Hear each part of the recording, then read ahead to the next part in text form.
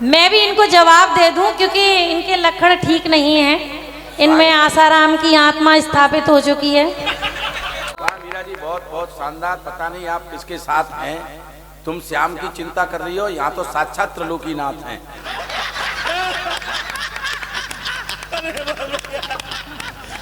नहीं, आपका ध्यान में त्रिलोकीनाथ की तरफ दिला रहा हूँ। तुम श्याम की चिंता मत करो और फिर उधर मन देखो तो इधर देखो। ये श्याम का पूरा बलदाऊ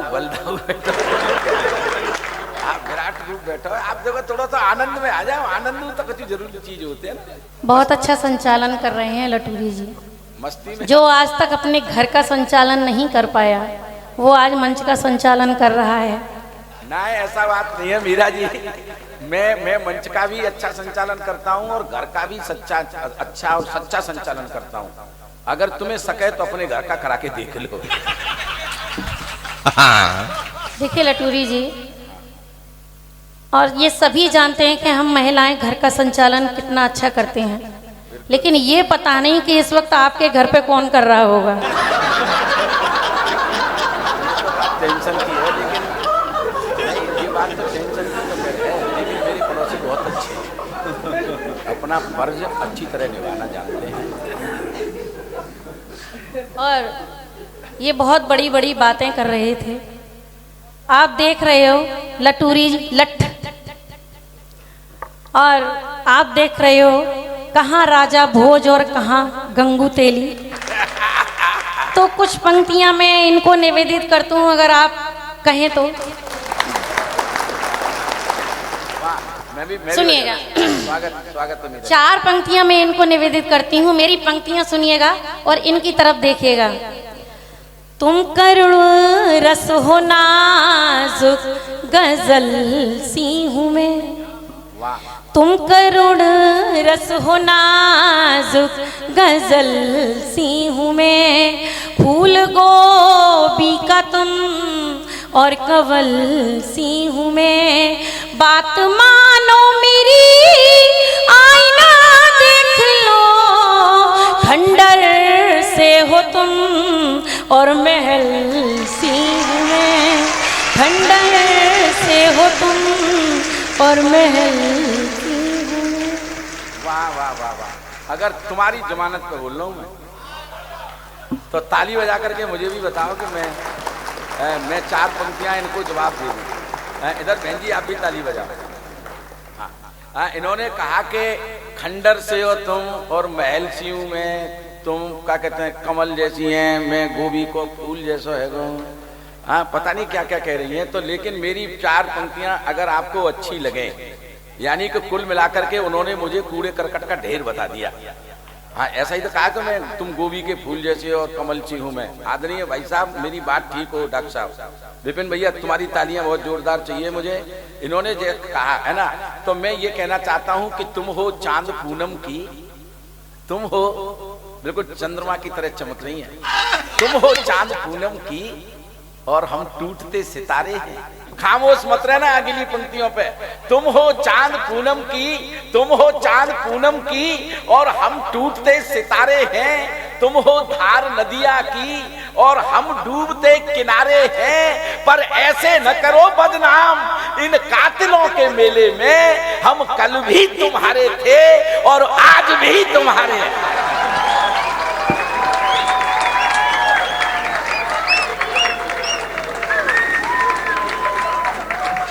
बोल गिरिराज महाराज। मैं भी जवाब दे दूं इनको।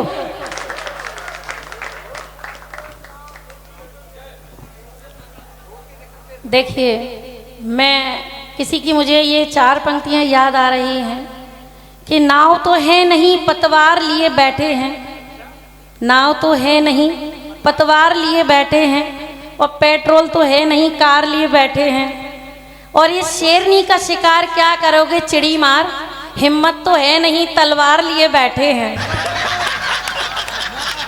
नहीं, हमें तलवार लेने की जरूरत क्या है, हम तो खुद लटूरी लट हैं, है ना। तलवार ज्यादा बड़ी होती है, लट दूर नहीं बार करते हुए तलवार की हमें जरूरत ही ना है ना। बिल्कुल इन्होंने सही बात कह दी कि तलवार लिए बैठे हैं। देखो मेरे पास कोई तलवार बलवार नहीं है, क्योंकि मैं तो अच्छी तरह से ये जानता हूं, प्यार का पहला और इश्क का दूसरा और मोहब्बत का तीसरा अक्षर अधूरा होता है। सर जुड़िएगा, प्यार का पहला, इश्क का दूसरा, मोहब्बत का तीसरा अक्षर अधूरा होता है। हम तो तुम्हें दिल से चाहते हैं मीरा, क्योंकि चाहत का हर अक्षर पूरा। फिर तलवार की जरूरत नहीं पड़ती, सबका मन जीत लो अपने आचरण से, तब मधुर गंध उठती है वातावरण से। आशीष का मूल्य होता बहुत है, लोग देते कहाँ हैं अंतःकरण से। तो आप तो शानदार। एक कवि सम्मेलन में हम लोग थे, वहाँ इसी तरह ये टिप्पणियां कर रहे थे जैसे मुझ पे कर रहे हैं, मोहब्बत की बात कर रहे हैं। वहाँ भी महिलाओं को देख के पटर पटर कर रहे थे और वहाँ महिलाओं को देख के कहते हैं, हमें तो लूट लिया मिलके हुस्न वालों ने, हमें तो लूट लिया मिलके हुस्न वालों ने, काले काले बालों ने, गोरे गोरे गालों ने। ये बात इनके साले सुन रहे थे, इनके सालों ने इनकी पिटाई कर दी। मैंने इनसे कहा, तुझे तो फोड़ दिया मिलके तेरे सालों ने, तुझे तो फोड़ दिया मिलके तेरे सालों ने, ससुरी के लालों ने, किरावली वालों ने। अच्छा पहले तो तुम ये बताओ कि तुम इनकी तरफ हो तो मेरी तरफ है? हाँ, मतलब ये हर बार मतलब उन्होंने ये सिद्ध कर दिया मुझे कि मेरे जो खोपड़ी के बाल गंजे हैं तो मेरे सालिन ने कुटाई करी है। सर इसका मतलब यही तो हुआ। हाँ, मतलब ससुरे के लालों ने, मतलब मुझे कुटाई कर दी तो मेरा ये सुपड़ा साफ हो गया। लेकिन मीरा जी, हम जिस गद्दे पर सोते हैं उसमें स्पंज होता है, स्पंजी नहीं होती। जिस गद्दे पर सोते हैं उसमें स्पंज होता है। तालियों का महोत्सव शुरू कर देना। जिस गद्दे पर हम सोते हैं उसमें स्पंज होता है, स्पंजी नहीं होती। जिससे दूसरों की पतंग काटते हैं विपिन भैया, वो मंजा होता है, मंजी नहीं होती। औरतें लाख तरक्की कर ले, केवल पुरुष गंजा होता है, कोई स्त्री गंजी नहीं होती। ये बात कुछ जमीन है, जमीन है तो भोजन तो मरी रही है। मैं भी इनको जवाब दे दूं क्योंकि इनके लक्षण ठीक नहीं हैं। इनमें आसाराम की आत्मा स्थापित हो चुकी है और 4 पंक्तियां इनको निवेदित करती हूँ। जब जवानी कोई मचलती है, जान बुढ़ों की बहुत जलती है। बातें करते हैं आशिकी की जो, जिनसे गर्दन नहीं संभलती है, जिनसे गर्दन नहीं संभलती है। और इनकी एक बात और बताना चाहूंगी कि एक बार हैदराबाद कवि सम्मेलन में जा रहे थे। लेकिन सुन लो, तुमने बुढ़े की बात कही है तो कौन कहता है कि बुजुर्गों में प्यार का सिलसिला नहीं होता? बुजुर्गों में कौन कहता है? कौन कहता है? 2-4 अपने बड़े बूढ़े लोग बैठे ना कहाँ जा? अच्छा, इधर बैठे हुए हैं। दादा तुम समर्थन करना मेरा। कौन कहता है कि बुजुर्गों में प्यार का सिलसिला नहीं होता? अरे आम तो जब तक मजा नहीं देता कि जब तक पिलपिला नहीं होता। अब गर्दन संभले नहीं संभले जाते क्या मतलब है? लेकिन नाज नखरे तो उठा ही सकते। जो मैं बात बताने जा रही हूँ, देखिए, क्योंकि ये इनका मन होता है कहीं भी शुरू हो जाते हैं।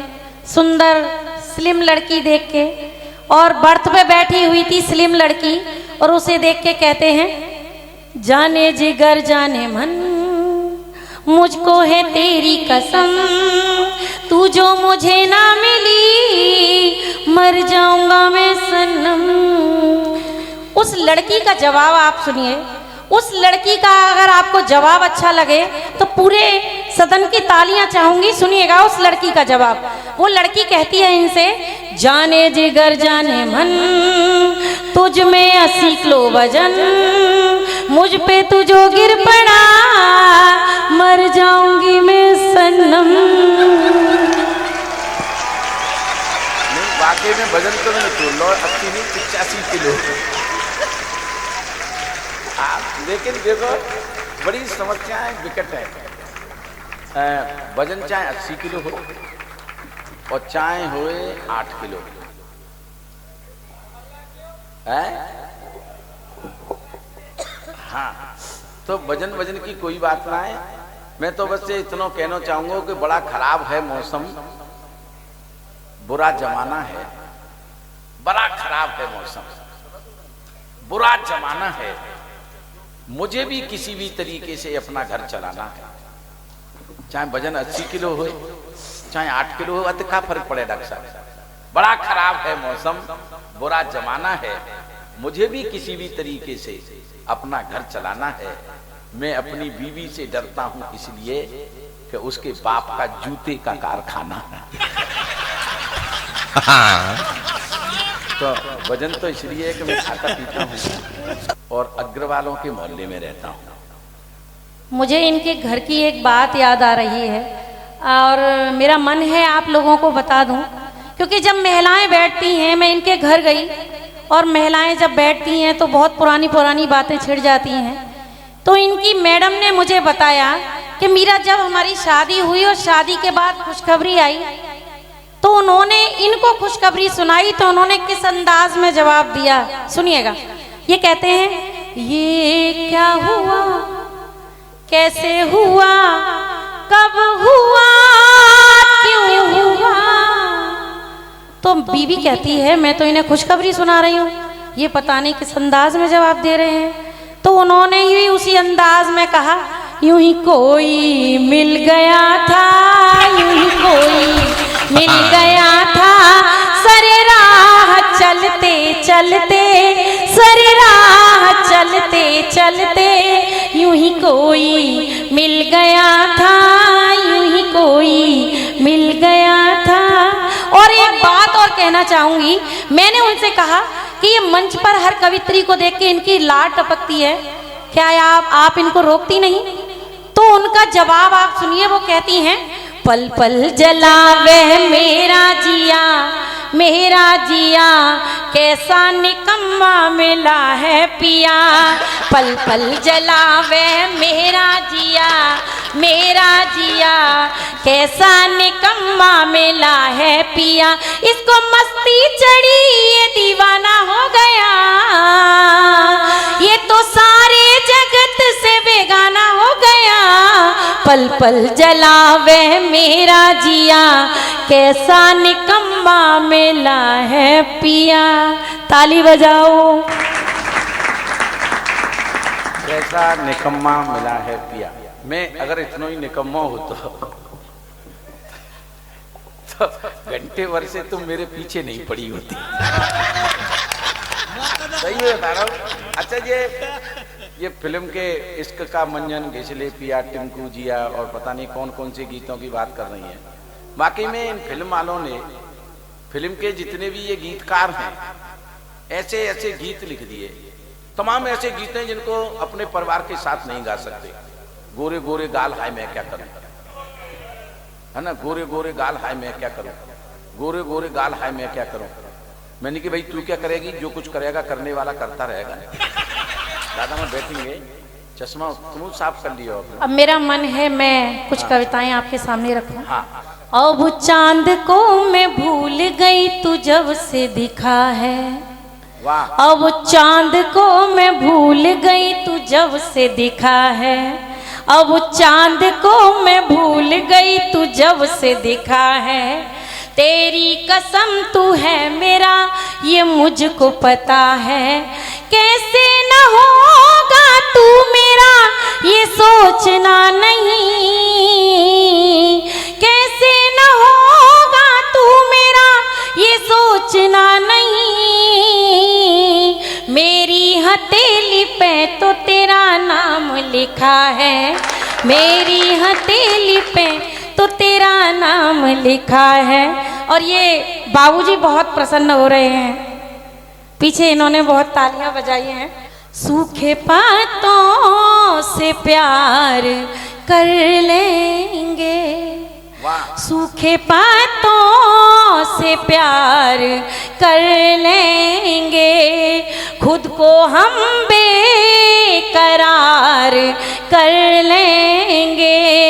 अपने आने का दिन बता दे तू, हम तेरा इंतजार कर लेंगे, हम तेरा इंतजार कर लेंगे। लब थिरकने लगे, शायरी हो गई। वाह, स्वागत है मीरा जी। लब थिरकने लगे, शायरी हो गई, पूरी हर आरज़ू अब मेरी हो गई। इससे ज़्यादा ज़माने से लेना भी क्या, इससे ज़्यादा ज़माने से लेना भी क्या। और ये अगली पंक्ति आप लोगों के लिए है। तू मेरा हो गया, मैं तेरी हो गई, तू मेरा हो गया, मैं तेरी हो गई। और मेरा मन है एक गीत पढ़ने का। ये 4 पंक्तियां विपिन जी के लिए निवेदित करती हूँ। अब दिन तो दिन वो रात भी अलसाई दे गया, वाह, अब दिन तो दिन वो रात भी अलसाई दे गया, एक बार फिर फरेब वो हर जाई दे गया। बदले में प्यार के मुझे ये क्या सिला मिला, महफिल में वो रहा मुझे तन्हाई दे गया, महफिल में वो रहा मुझे तन्हाई दे गया।